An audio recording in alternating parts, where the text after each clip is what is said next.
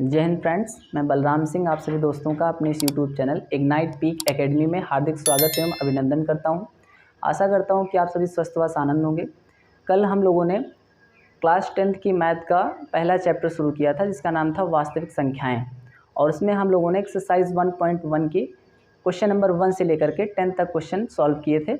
आज हम लोग बात करते हैं क्वेश्चन नंबर 11 की, और जो आपका ये क्वेश्चन नंबर 11 है ये बोर्ड की परीक्षा की दृष्टि से बहुत ही इंपॉर्टेंट होने वाला है और ये हर बार परीक्षा में आपकी पूछा जाता है। क्या है क्वेश्चन नंबर 11? ये है सिद्ध कीजिए कि √3 एक अपरिमेय संख्या है। तो इसको प्रूव करने के लिए सबसे पहले हम मानते हैं कि माना √3 एक परिमेय संख्या है, परिमेय संख्या है। उसके बाद में √3 इक्वल टू कर देंगे हम P/Q। P/Q क्या है? तो लिखेंगे जहाँ P व Q सह अभाज्य संख्याएं हैं, सह अभाज्य संख्याएं हैं। सह अभाज्य संख्याओं का मतलब जो केवल अपने आप से कटती हैं, सह अभाज्य संख्याएं हैं, और Q is not equal to 0, मतलब Q जो है वो 0 के बराबर नहीं है। उसके बाद हम लोग क्या करेंगे, दोनों पक्षों का वर्ग कर देंगे। दोनों पक्षों का वर्ग करने पर ये क्या हो जाएगा, √3 का स्क्वायर इक्वल टू P/Q का स्क्वायर। √3 का स्क्वायर ये हो जाएगा 3, ये हो जाएगा P²/Q², जिसके अपॉन में कुछ नहीं होता है, 1 होता है।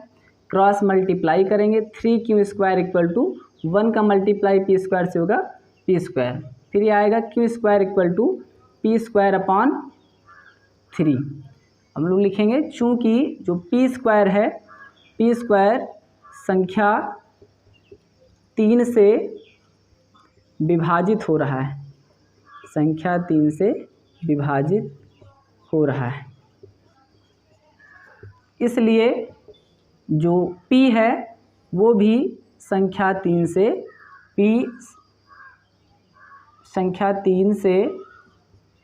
P भी, इसलिए P भी संख्या 3 से विभाजित होगा।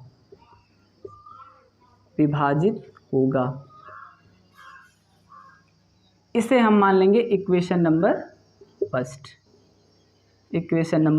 फर्स्ट। अब हम लोग करेंगे, फिर से मानेंगे, पुनः माना P इक्वल टू 3C।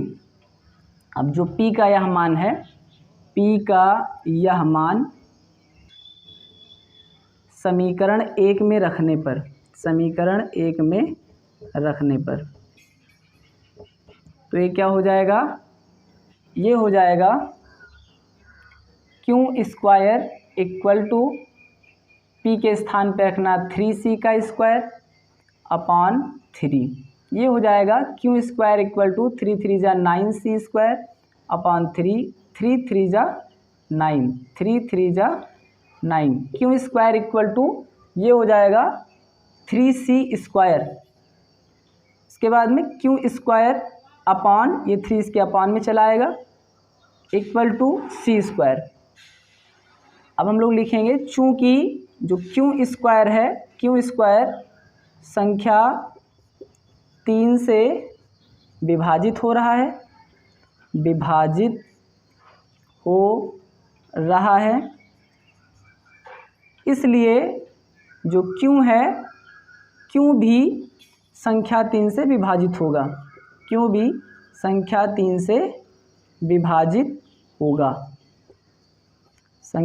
से विभाजित होगा।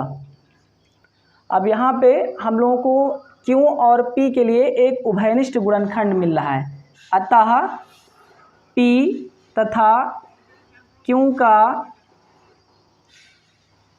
एक ही उभयनिष्ठ गुणनखंड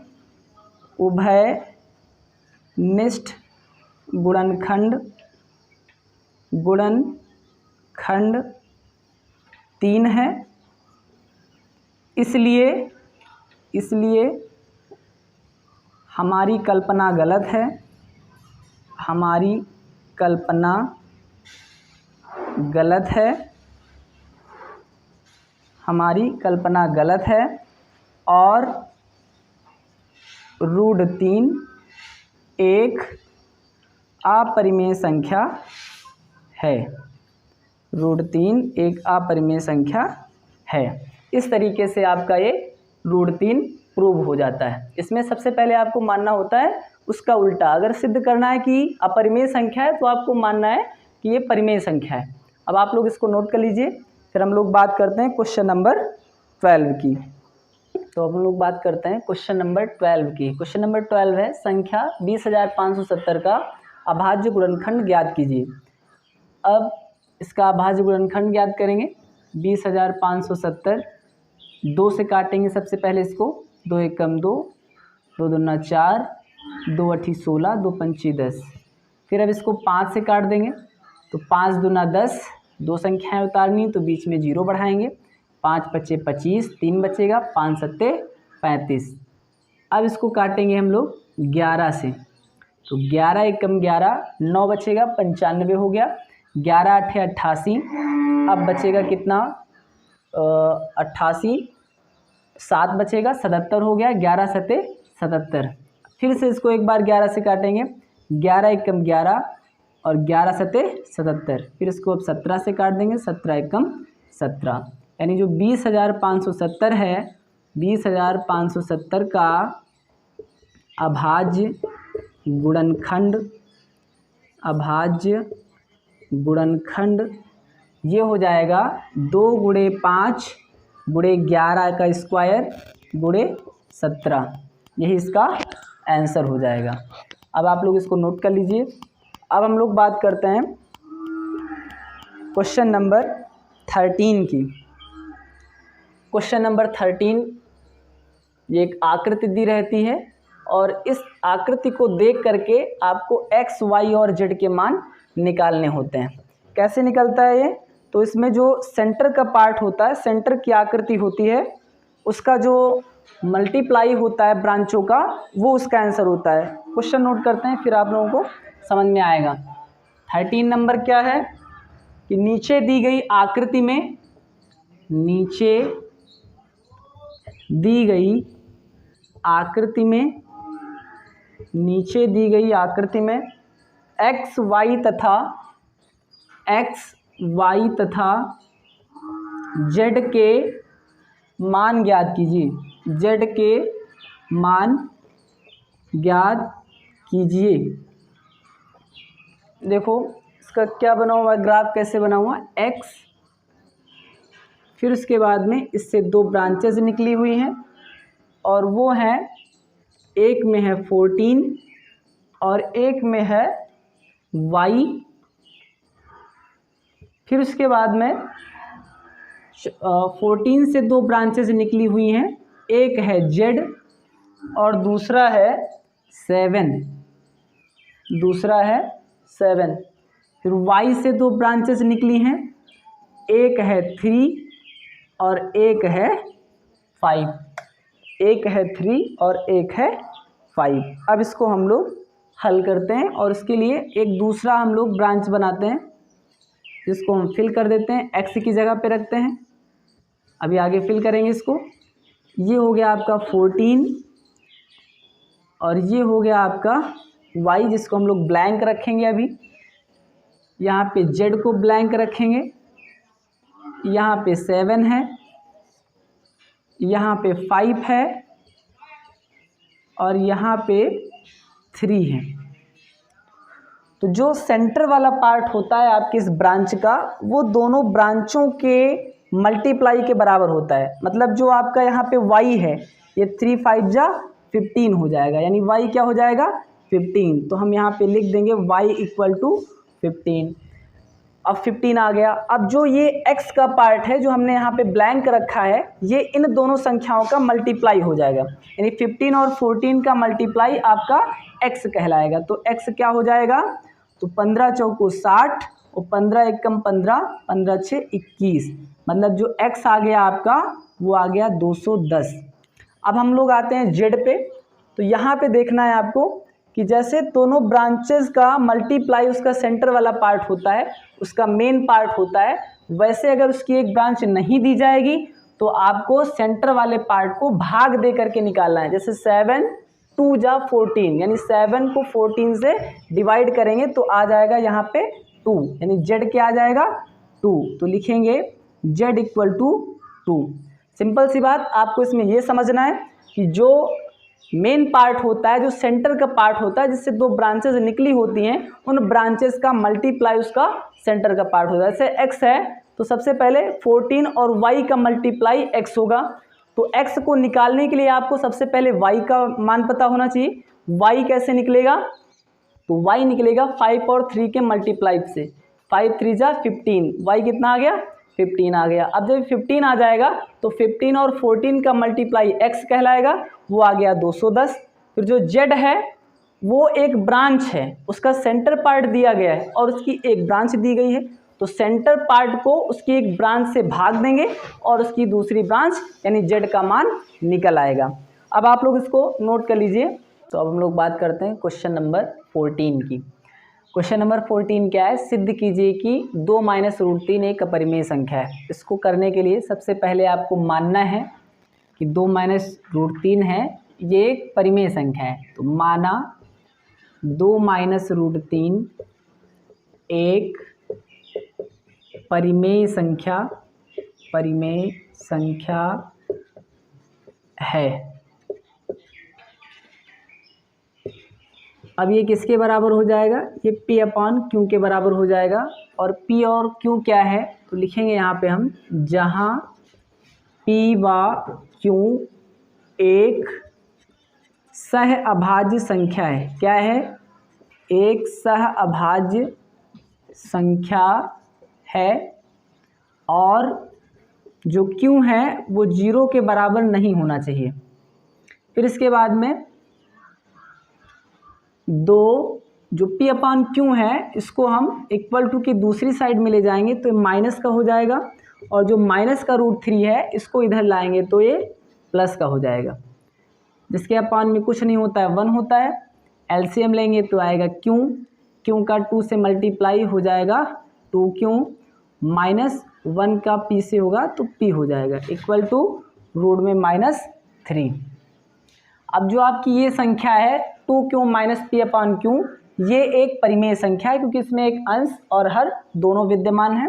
तो लिखेंगे चूंकि 2Q minus P upon Q एक परिमेय संख्या है, एक परिमेय संख्या है, इसलिए जो रूट 3 है वो भी क्या होगा, एक परिमेय संख्या होगा। इसलिए रूट 3 भी एक परिमेय संख्या होगी, एक परिमेय संख्या होगी। परंतु यहाँ पे एक विरोधाभास उत्पन्न हो रहा है, परंतु विरोधाभास के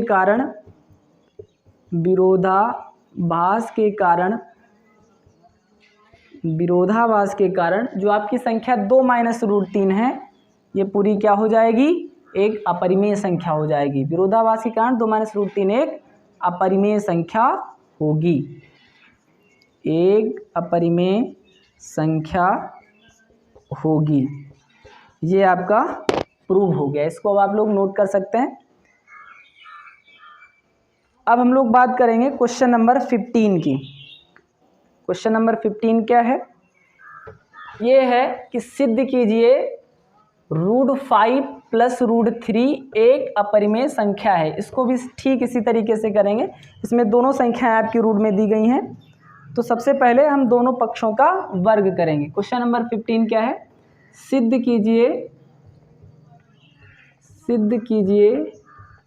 कि रूट 5 प्लस रूट 3 एक अपरिमेय संख्या है। इसको सॉल्व करेंगे। सबसे पहले लिखेंगे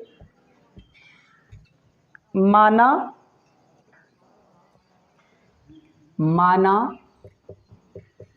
रूट 5 प्लस रूट 3 एक परिमेय संख्या है। √5 + √3 क्या है? एक परिमेय संख्या है, परिमेय संख्या है। अब इसकी कंपेयर किससे करेंगे? तो √5 + √3 इक्वल टू कर देंगे P/Q, जहाँ P/Q क्या है?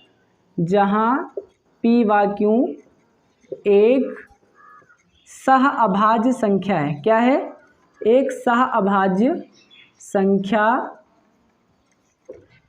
है। सहअभाज्य संख्याएं क्या होती हैं? जो केवल अपने आप से कटती हैं या फिर एक से कटते हैं, और जो Q है वो 0 के बराबर नहीं होना चाहिए।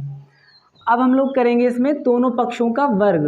तो दोनों पक्षों का वर्ग करने पर तो ये हो जाएगा √5 + √3 का whole square equal to P/Q का होल स्क्वायर।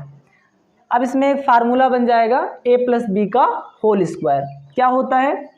यहाँ पे हम साइड में लिख देंगे, चूँकि a + b का होल स्क्वायर ये होता है a² + b² + 2ab, a² + b² + 2ab। अब उसका उपयोग हम लोग यहाँ पे करेंगे,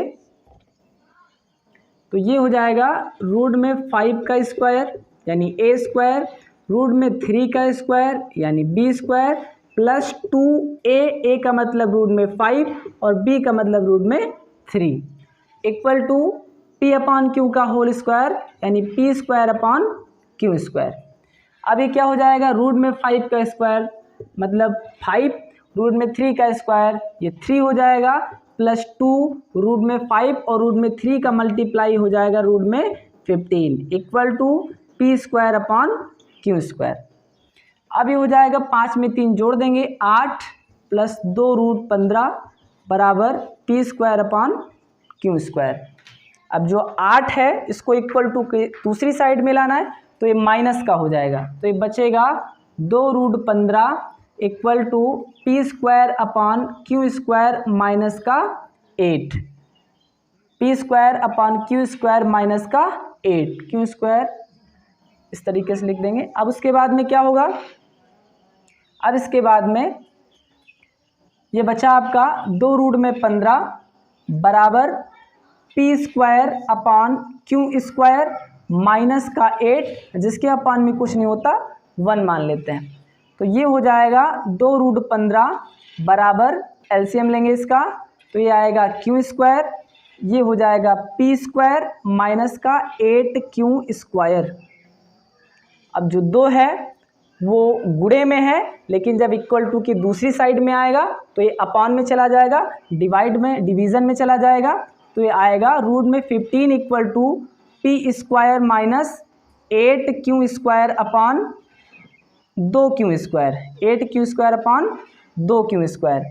अब हम देखेंगे कि जो आपकी ये संख्याएं हैं P² माइनस 8Q² / 2Q², ये एक परिमेय संख्या है। तो लिखेंगे चूँकि P² माइनस 8Q² / 2Q² एक परिमेय संख्या है। क्या है? एक परिमेय संख्या है, एक परिमेय संख्या है। इसलिए जो रूट में 15 है भी, ये भी क्या होगी? एक परिमेय संख्या होगी। रूट 15 भी एक परिमेय संख्या होगी।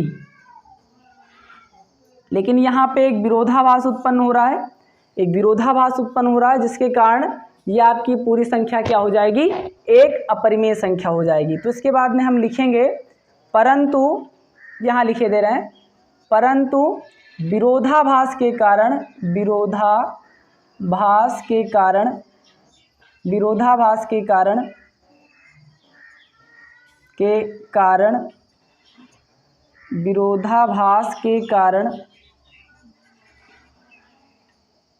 जो आपकी संख्या है √5 + √3 कि क्या हो जाएगी? एक अपरिमेय संख्या हो जाएगी। परंतु विरोधाभास के कारण √5 + √3 एक अपरिमेय संख्या होगी, एक अपरिमेय संख्या होगी। इसको थोड़ा सा आप लोग ध्यान दे करके नोट करिएगा।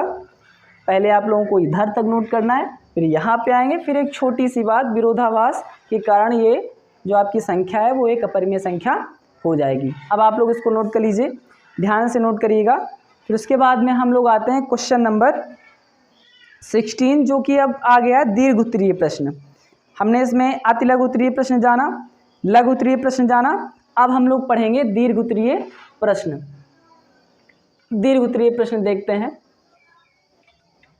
और दीर्घ उत्तरीय प्रश्न का जो पहला प्रश्न है उसमें क्या कहा गया है, उसमें कई पार्ट हैं, 3 से 4 पार्ट हैं, और हर पार्ट में आपको विभिन्न संख्याओं को अपरिमेय सिद्ध करना है। तो क्वेश्चन नंबर 16 पहले लिखेंगे दीर्घ उत्तरीय प्रश्न। दीर्घ उत्तरीय प्रश्न क्वेश्चन नंबर 16 ये है, सिद्ध कीजिए कि निम्न संख्याएं अपरिमेय हैं। सिद्ध कीजिए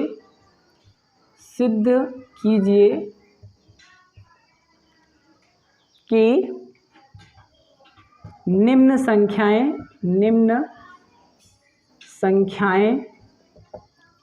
अपरिमेय हैं। निम्न संख्याएं अपरिमेय हैं। सबसे पहला पार्ट इसका है 3 + √2। इसको आपको प्रूव करना है कि ये क्या है, अपरिमेय है। तो इसका सॉल्यूशन होगा, सबसे पहले हम मानेंगे इसको कि ये क्या है, ये एक परिमेय संख्या है। तो माना 3 + √2 एक परिमेय संख्या है, एक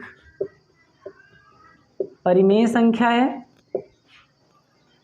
ये किसके बराबर कर देंगे, इसको P/Q के बराबर कर देंगे। यहाँ पे लिख देंगे साइड में कि P/Q क्या है, जहाँ P व Q एक सहअभाज्य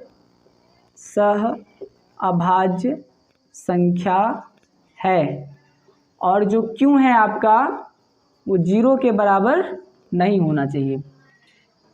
अब इसमें √2 रोकेंगे और 3 को दूसरी साइड में ले जाएंगे =2 के, तो माइनस का हो जाएगा। इधर धनात्मक है, दूसरी साइड में जाएगा ऋणात्मक हो जाएगा। तो ये हो जाएगा √2, जिसके अपान में कुछ नहीं होता, 1 होता है। इसका एलसीएम Q हो जाएगा, P1 जा P, और 3 का Q से मल्टीप्लाई, ये 3Q हो जाएगा। अब आपकी जो ये संख्या है P - 3Q/Q, ये क्या हो जाएगी, ये एक परिमेय संख्या हो जाएगी। तो लिखेंगे चूँकि P - 3Q/Q एक परिमेय संख्या है, एक परिमेय संख्या है, इसलिए जो √2 है वो भी क्या होगा, वो भी एक परिमेय संख्या हो जाएगी। इसलिए √2 भी एक परिमेय संख्या होगी। परंतु यहाँ पर एक विरोधाभास उत्पन्न हो रहा है, जिसके कारण ये पूरी संख्या आपकी क्या हो जाएगी, वो अपरिमेय सिद्ध हो जाएगी। परंतु विरोधाभास के कारण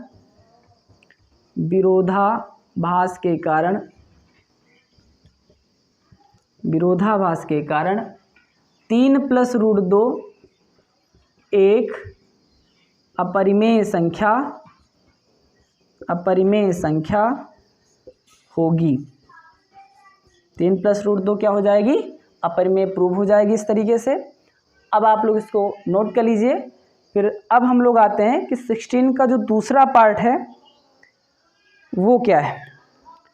तो 16 का दूसरा पार्ट है कि 5 + 3√2, इसका दूसरा पार्ट क्या है, 5 + 3√2, इसको प्रूव करना है अपरिमेय। 5 + 3√2, इसका हल देखेंगे। तो सबसे पहले मानेंगे कि ये क्या है, ये एक परिमेय संख्या है। माना 5 + 3√2 एक परिमेय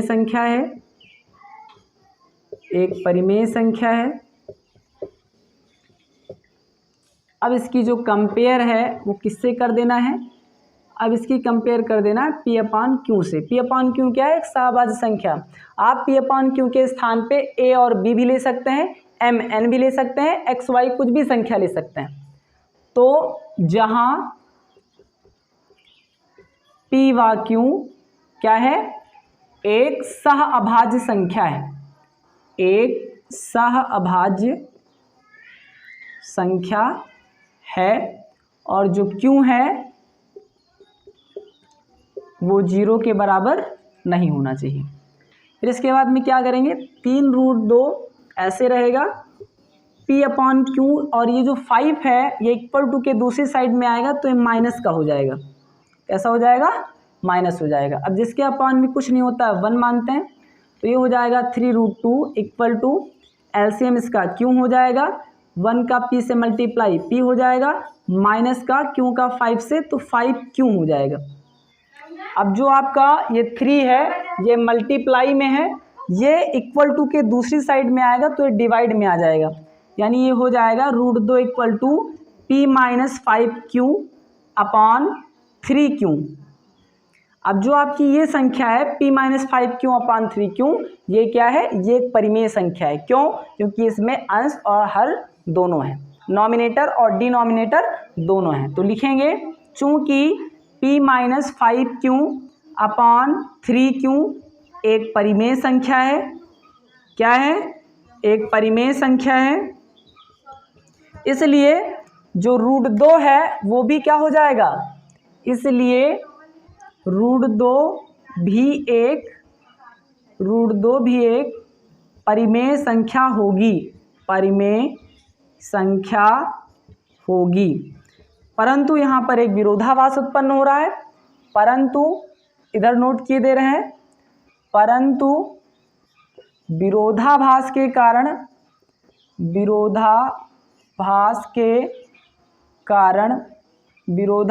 कारण जो आपकी संख्या 5 + 3√2 है ये क्या हो जाएगी? ये अपरिमेय प्रूव हो जाएगी। एक अपरिमेय संख्या होगी। ये आपका अपरिमेय प्रूव हो गया, इसको आप लोग नोट कर लीजिए। अब हम लोग बात करते हैं क्वेश्चन नंबर, इसी का जो तीसरा पार्ट है उसको करते हैं। इसका तीसरा पार्ट है 5√2। इसका तीसरा पार्ट कह रहा है कि जो 5√2 है उसको आपको अपरिमेय प्रूव करना है। तो सबसे पहले आप लोग क्या करेंगे कि जो 5√2 है उसको परिमेय मानेंगे। क्या मानेंगे? परिमेय मानेंगे। तो लिखेंगे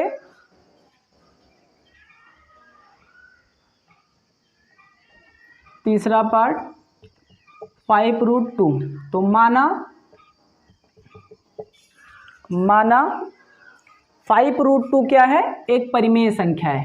माना 5√2 एक परिमेय संख्या है। इसकी कंपेयर किससे करेंगे? इसकी कंपेयर करेंगे किसी भी सहभाज्य संख्या से। आप P upon Q A upon B कुछ भी ले सकते हैं। यहाँ लिख देना है कि P और Q क्या है, जहाँ P व Q एक सह अभाज्य संख्या है। क्या है? एक सह अभाज्य संख्या है, सह अभाज्य संख्या है।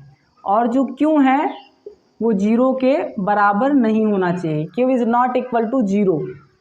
अब इसमें क्या होगा कि जो √2 है इसको आप ऐसे नोट करेंगे, और जो आपका ये 5 है ये इनटू में है, लेकिन जैसे बराबर के दूसरी साइड में जाएगा ये अपान में आ जाएगा, यानी P अपान 5Q क्या हो जाएगा? P अपान 5Q। अब जो आपकी ये संख्या प्राप्त हुई ये क्या है? ये परिमेय है, क्योंकि इसमें अंश भी है और हर भी है। तो लिखेंगे चूंकि P अपान 5Q एक परिमेय संख्या है, एक परिमेय संख्या है,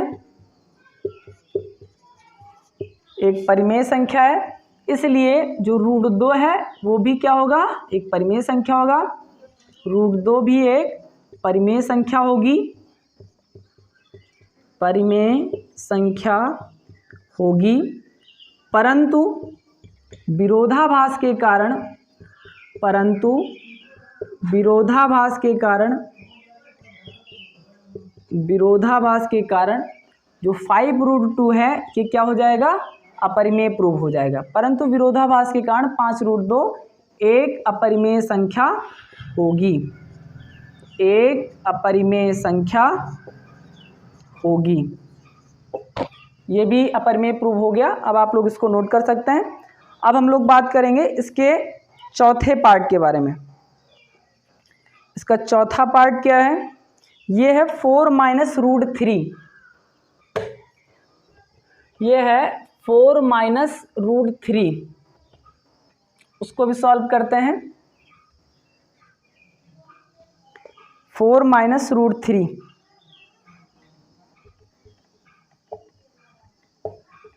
तो सबसे पहले इसको मानेंगे कि ये क्या है, ये एक परिमेय संख्या है। तो लिखेंगे माना 4-√3, माना 4-√3 एक परिमेय संख्या है। क्या है, एक परिमेय संख्या है। अब इसकी कंपेयर किससे करना है, इसकी कंपेयर करना P/Q, यानी कोई भी सहभाज्य संख्या आप ले सकते हैं। 4-√3 = P/Q, जहां P व Q सहअभाज्य संख्या है, सहअभाज्य संख्या है, और Q is not equal to 0, Q is not equal to 0। 4 P/Q को इक्वल टू के बाईं ओर ले जाएंगे तो ये माइनस का हो जाएगा, और जो √3 है इसको दाईं ओर लाएंगे तो ये माइनस का है, क्या हो जाएगा, प्लस का हो जाएगा। कैसा हो जाएगा, प्लस का हो जाएगा। 4 के अपॉन में कुछ नहीं तो 1 मानेंगे, और इसका एलसीएम क्यों हो जाएगा, क्यों का मल्टीप्लाई होगा 4 से, 4 क्यों हो जाएगा, 1 का P से होगा P हो जाएगा, और माइनस का P, क्योंकि बीच में माइनस लगा हुआ है, ये इधर आएगा रूट में 3। अब जो आपकी ये संख्या है 4Q - P/Q, ये क्या है, ये एक परिमेय संख्या है, क्योंकि इसमें अंश और हर दोनों विद्यमान है। तो लिखेंगे चूंकि 4Q - P/Q एक परिमेय संख्या है, एक परिमेय संख्या है, इसलिए √3 भी क्या हो जाएगी, परिमेय संख्या हो जाएगी। इसलिए √3 भी परिमेय संख्या होगी, परिमेय संख्या होगी। परंतु विरोधाभास उत्पन्न हो रहा है, परंतु विरोधाभास के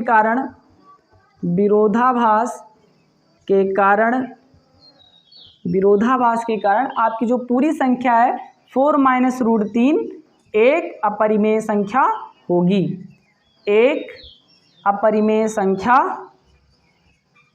होगी। इसको आप लोग एक दूसरे तरीके से भी समझ सकते हैं कि जो आपका 4 है ये क्या है, परिमेय संख्या, और जो √3 है ये क्या है, अपरिमेय संख्या। यानी एक परिमेय और एक अपरिमेय संख्या का जो अंतर होता है या फिर दोनों का जो योगफल होता है वो सदैव क्या होता है, वो सदैव एक अपरिमेय संख्या होता है। अब आप लोग इसको नोट कर सकते हैं। अब हम लोग बात करते हैं इसके 5वें पार्ट के बारे में। इसके 5वें पार्ट को करेंगे अब, यानी अगर दो संख्याएं दी गई हैं उनमें एक परिमेय है और एक अपरिमेय है, अगर उसका योग करेंगे तब भी वो अपरिमेय आएगा, और अगर उसका अंतर करेंगे तब भी वो एक अपरिमेय संख्या होगा। क्वेश्चन नंबर, इसका जो 5वां पार्ट है ये है 2 - √5, 2 - √5। इसको सॉल्व करेंगे तो सबसे पहले मानेंगे कि ये क्या है, ये एक परिमेय संख्या है। क्या है, ये एक परिमेय संख्या है। तो माना 2 - √5 एक परिमेय संख्या है। क्या है, परिमेय संख्या है। अब इसकी कंपेयर किससे करेंगे, इसकी कंपेयर किसी एक सहभाज्य संख्या से आप कर सकते हैं। वो a और b हमने बताया आप ले सकते हैं, m ले सकते हैं, xy ले सकते हैं, या फिर P/Q ले सकते हैं। तो 2 - √5 = P/Q। आपको साइड में लिखना भी पड़ेगा कि ये P और Q आपने क्या माना है। तो जहाँ P व Q एक सहअभाज्य संख्या है, एक सह अभाज्य संख्या है और जो क्यों है वो 0 के बराबर नहीं होना चाहिए। तो ये आएगा 2 p/q को दूसरी साइड ले जाएंगे माइनस का हो जाएगा और माइनस का √5 दूसरी साइड में आएगा तो प्लस का हो जाएगा। जिसके अपान में कुछ नहीं होता 1 मानते हैं। इन दोनों का एलसीएम क्यों हो जाएगा, क्यों का मल्टीप्लाई 2 से 2 क्यों हो जाएगा, माइनस बीच में लगाएंगे 1 का p से मल्टीप्लाई p हो जाएगा इक्वल टू में √5। अब जो आपकी ये संख्या प्राप्त हुई 2q माइनस p/q, ये क्या है, ये एक परिमेय संख्या है। क्यों? क्योंकि इसमें नॉमिनेटर और डिनोमिनेटर दोनों विद्यमान। तो लिखेंगे चूंकि 2q माइनस p/q एक परिमेय संख्या है, एक परिमेय संख्या है, एक परिमेय संख्या है, इसलिए जो रूट में 5 है वो भी क्या हो जाएगा, एक परिमेय संख्या हो जाएगा। इसलिए √5 भी एक परिमेय संख्या होगी, एक परिमेय संख्या होगी, एक परिमेय संख्या होगी। परंतु विरोधाभास के कारण, विरोधाभास के कारण, विरोधाभास के कारण जो आपकी संख्या है 2 माइनस √5 ये क्या हो जाएगा, परंतु विरोधाभास के कारण ये भी अपरिमेय प्रूव हो जाएगा, एक अपरिमेय संख्या होगी, अपरिमेय संख्या होगी, अपरिमेय संख्या होगी। ये भी आपका प्रूव हो गया है, इसको भी आप लोग नोट कर सकते हैं। अब हम लोग बात करते हैं, इसके सारे पार्ट हो गए, इसके 5 पार्ट थे, पांचों हो गए। अब हम लोग बात करते हैं क्वेश्चन नंबर 17 की, क्वेश्चन नंबर 17 की। 17 नंबर क्वेश्चन है, क्वेश्चन नंबर 17 ये 2 पात्रों के बारे में बता रहा है जिसकी महत्तम धारिता निकालना है, यानी कि आपको HCF निकालना है। ये है 2 पात्रों में 250 तथा 425 लीटर दूध है। 2 पात्रों में 250 तथा 425 लीटर दूध है। फिर इसमें कहा गया कि पात्र की महत्तम धारिता क्या होगी, पात्र की महत्तम धारिता क्या होगी,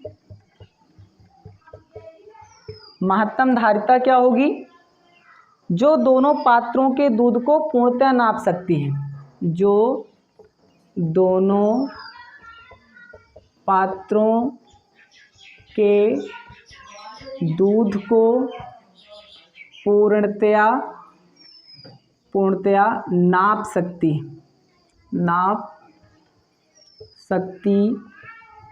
है। यानी कि इसमें दिया गया 2 पात्र हैं जिसमें अलग अलग मात्रा में दूध रखा हुआ है और उसकी महत्तम धारिता ज्ञात करना है कि मैक्सिमम उसमें आप कितना दूध भर सकते हैं जो दोनों पात्रों को पूर्णतः नाप सके कि वो पात्र कितने बड़े हैं। तो इसमें हम लोग क्या करेंगे, इन दोनों का HCF निकालेंगे, इसको सॉल्व करेंगे, HCF निकालना है, यानी 250 तथा संख्या 250 तथा 425 का HCF ये कैसे निकलेगा। सबसे पहले इसका हम लोग अलग अलग अभाज्य गुणनखंड करते हैं, इसका अलग अलग अभाज्य गुणनखंड करते हैं। इसको 2 से काट देंगे, 2 1 कम 2, 2 दूना 4, 2 पंची 10। अब ये 5 से कटेगा, 5 दूना 10, 5 पचे 25। फिर इसको 5 से डिवाइड कर देंगे, 5 पचे 25, 5 1 कम 5। इसको 5 से काटेंगे तो 5 8 40 और 5 पचे 25। फिर 5 से काटेंगे, 5 1 कम 5 और 5 7 35। फिर ये हो जाएगा 17 1 कम 17।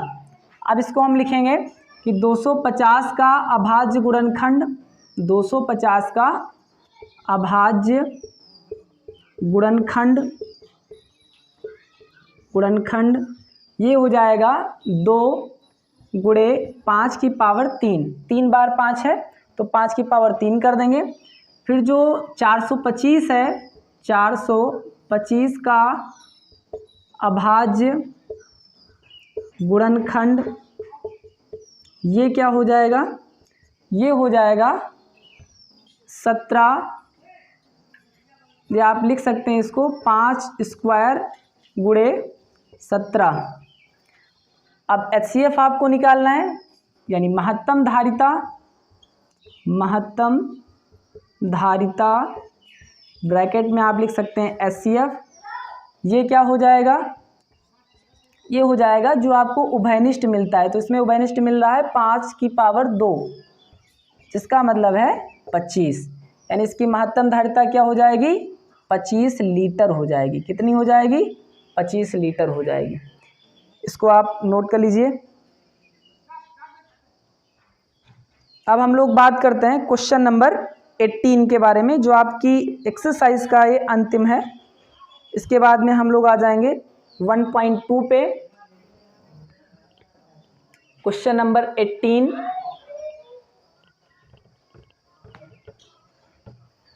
ये कह रहा है कि 2 टैंक में क्रमशः 504 व 735 लीटर दूध है। 2 टैंक में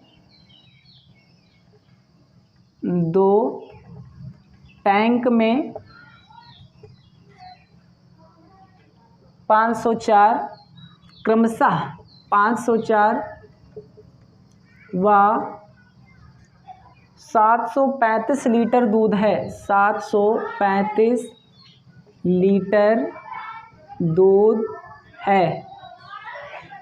कंटेनर की अधिकतम धारिता ज्ञात कीजिए।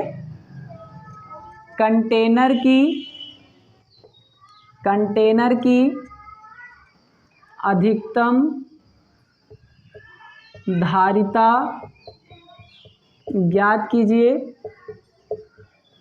कंटेनर की अधिकतम धारिता ज्ञात कीजिए। जहाँ कहीं पे अधिकतम आएगा वहाँ पे आपको HCF निकालना है, और अगर कहीं पे न्यूनतम आ रहा है या न्यूनतम आ रहा है तो वहाँ पे आपको LCM निकालना होता है। कंटेनर की अधिकतम धारिता ज्ञात कीजिए। फिर इसके आगे दिया गया जिससे दोनों टैंकों के दूध को, जिससे दोनों टैंकों के दूध को पूर्णतया नापा जा सके, इसको सॉल्व करते हैं। सबसे पहले हम इन दोनों संख्याओं का जो 504 और 735 लीटर है, इसका हम निकालेंगे HCF। निकालेंगे संख्या 504 व 735 का HCF। दोनों का अलग अलग अभाज्य गुणनखंड कर लेंगे। दोनों का अलग अलग अभाज्य गुणनखंड कर लेंगे। ये आपका डिवाइड हो जाएगा 2 से। 2 दूना 4, 2 पंची 10 और 2 दूना 4। फिर ये 2 से कट जाएगा, 2 एक कम 2, 2 दूना 4 और 2 छंग 12। फिर इसके बाद में इसको काटेंगे, 2 से फिर कट जाएगा, 2 छंग 12, 2 तियाँ 6। फिर ये कटेगा 3 से, 3 दूना 6, 3 एक कम 3, 3 सत्ते 21 और 7 एक कम 7। इस पे आते हैं तो इसको सबसे पहले 3 से काटेंगे, तो ये हो जाएगा 3 दूना 6, 1 बचेगा 13 हो गया, 3 चौक 12, 1 बचेगा, 3 पची 15। अब ये कटेगा 5 से, 5 चौको 20 और 5 नवा 45। फिर 7 से काट देंगे, 7 सत्ते 49 और 7 एकम 7। अब लिखेंगे 504 का अभाज्य गुणनखंड। संख्या 504 का अभाज्य गुणनखंड अभाज्य गुणनखंड ये है 2 की पावर 3 गुणे 3 की पावर 2 गुणे 7। फिर संख्या 735 का अभाज्य गुणनखंड ये हो जाएगा 3 गुणे 5 गुणे 7 की पावर 2। अब इसकी महत्तम धारिता क्या है, अधिकतम धारिता यानी HCF, अधिकतम धारिता यानी कि HCF, इसमें जो कॉमन मैच कर रहा है अभाज्य गुणनखंड का वही HCF हो जाएगा। तो ये 3 है और 7 है, 3 और 7 है, तो ये हो जाएगा 21 लीटर। कितना हो जाएगा, 21 लीटर। इसे आप नोट कर सकते हैं।